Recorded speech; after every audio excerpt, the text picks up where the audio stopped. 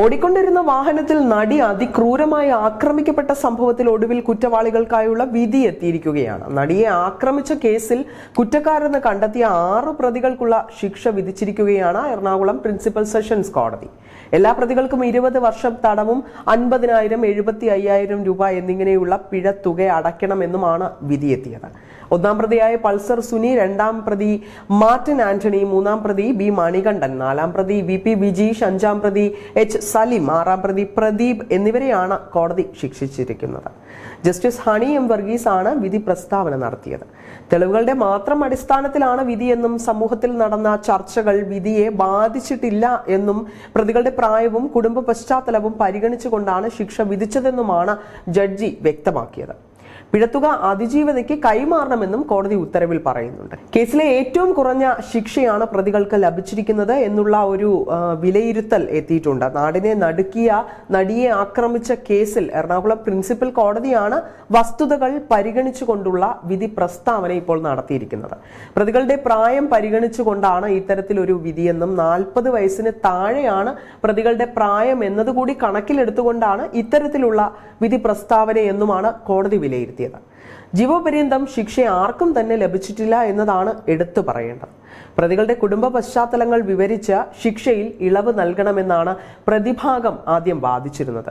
എല്ലാ ശിക്ഷയും ഒരുമിച്ച് അനുഭവിക്കണം. എറണാകുളം സെഷൻസ് കോടതി വിധിച്ച ശിക്ഷയിൽ 5 ലക്ഷം രൂപ അതിജീവതയ്ക്ക് നൽകണമെന്നുകൂടി വിധി പറഞ്ഞിട്ടുണ്ട്. കൂട്ടബലാത്സംഗത്തിനും തട്ടിക്കൊണ്ടുപോകൽ കുറ്റങ്ങൾക്കുമാണ് എറണാകുളം പ്രിൻസിപ്പൽ സെഷൻസ് കോടതി ശിക്ഷ വിധിച്ചത്. പിഴ അടച്ചില്ല എങ്കിൽ 1 വർഷം അധിക ജയിൽവാസം അനുഭവിക്കേണ്ടി വരും. ദൃശ്യങ്ങൾ പകർത്തിയ മെമ്മറി കാർഡ് പോലീസ് ഉദ്യോഗസ്ഥർ സൂക്ഷിക്കണമെന്നാണ് കോടതി നിർദ്ദേശം പുറപ്പെടുവിച്ചിരിക്കുന്നത്. അതീവ ശ്രദ്ധ പുലർത്തണമെന്നും കോടതി നിർദ്ദേശം നൽകിയിട്ടുണ്ട്.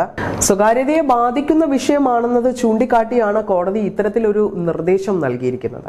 ഇന്ത്യൻ ശിക്ഷാ നിയമം 376D കൂട്ടബലാത്സംഗം, IPC 366 സ്ത്രീയെ തട്ടിക്കൊണ്ടുപോകൽ, IPC 342 അന്യായമായി തടങ്കലിൽ വയ്ക്കൽ, IPC 354 സ്ത്രീയുടെ മാന്യതയ്ക്ക് ഭംഗം വരുത്തണമെന്ന ഉദ്ദേശത്തോടു കൂടിയുള്ള ബലപ്രയോഗം, IPC 354 സ്ത്രീയെ നഗ്നയാക്കുക എന്ന ഉദ്ദേശത്തോടെയുള്ള കുറ്റകൃത്യം, IPC 357 ക്രിമിനൽ ബലപ്രയോഗം. ഇതിനു പുറമെ IT നിയമപ്രകാരമുള്ള കുറ്റങ്ങളുമാണ് പ്രതികൾക്കെതിരെ തെളിഞ്ഞിരിക്കുന്നത്. കുറ്റക്കാരെന്ന് കോടതി കണ്ടെത്തിയ പ്രതികൾ വിചാരണ കാലയളവിലും ജയിൽവാസം അനുഭവിച്ചിരുന്നവരാണ്. എല്ലാ പ്രതികളും അതുകൊണ്ട് തന്നെ ഇതിൽ കുറച്ചുള്ള തടവ് ശിക്ഷയാണ് ഇനി അനുഭവിക്കേണ്ടതെന്നും പറഞ്ഞിട്ടുണ്ട്.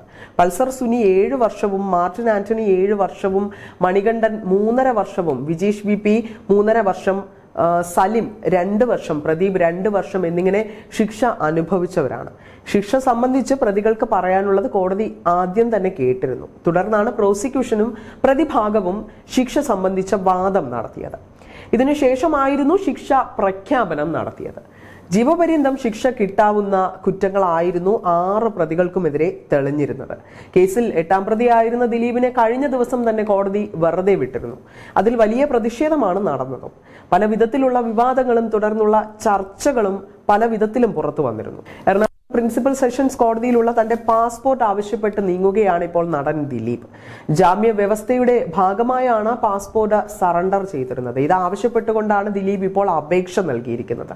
നടിയെ ആക്രമിച്ച കേസിൽ 8ാം പ്രതിയായിരുന്നു ദിലീപ്. എന്നാൽ ശിക്ഷയിൽ തൃപ്തിയില്ലെന്നാണ് ഇപ്പോൾ പ്രോസിക്യൂഷൻ പ്രതികരിച്ചിരിക്കുന്നത്. എന്തായാലും വിധി ഇത്തരത്തിൽ വന്നതുകൊണ്ട് തന്നെ അതിജീവത നിയമ പോരാട്ടവുമായി അപ്പീൽ നൽകി മുന്നോട്ട് പോകാനാണ് തീരുമാനിച്ചിരിക്കുന്നതെന്നും റിപ്പോർട്ടുകൾ പുറത്തു വരുന്നുണ്ട്.